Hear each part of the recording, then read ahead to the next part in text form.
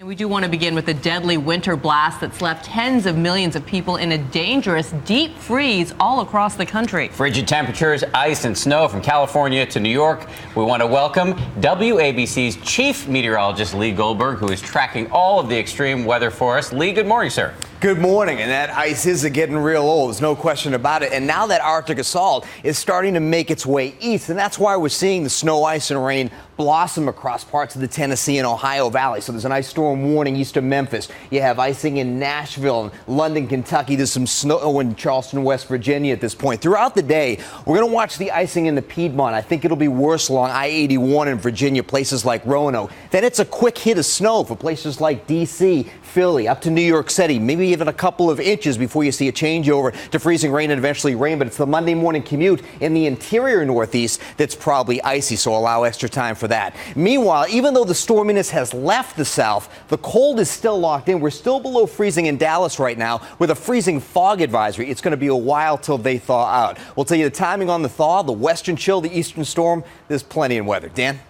Thank you, Lee. Ground zero in this mess is, as Lee indicated, Dallas, where the airport has turned into a massive shelter for thousands of passengers iced in by the storm. And ABC's Mike Betcher is at Dallas-Fort Worth International with the latest. Mike, good morning. Good morning, Dan. Well, this storm hit here 48 hours ago. And if you're a passenger here at DFW Airport or just driving to your destination, you are still feeling the effects.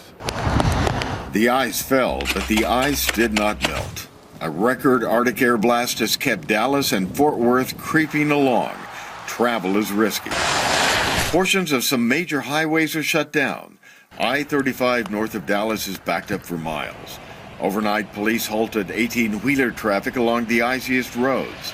A highway task force is being deployed to clear ice-caked bridges. At Dallas-Fort Worth International Airport, 90% of flights have been canceled, and thousands of passengers left stranded, some for days. I'm as close to starting to begin to be frustrated here. One stranded traveler documented his experience. Let me just show you my little piece of real estate here that I've had for 3 days. Showing one of the 4,000 cots and blankets the airport has provided. Along with some free snacks and entertainment, airlines are trying to lift the moods of the passengers. How long have you been stranded here in Terminal D?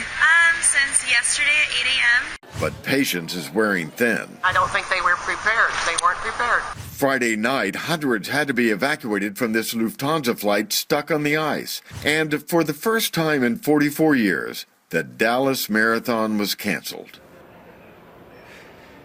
Now, this ice storm is also affecting the ABC Dallas family. Our producer, Dee Morales, was supposed to be here with me this morning, but she went off in a ditch. She's waiting for a tow truck, and I hope she packed a sandwich. It's going to be a while. Well, we hope she's okay, yeah. Mike. Thank you. And this just goes to show that people in that part of the country I grew up in aren't used to this kind of weather. No, so absolutely not. City shut down. So we wish the best for those folks down there.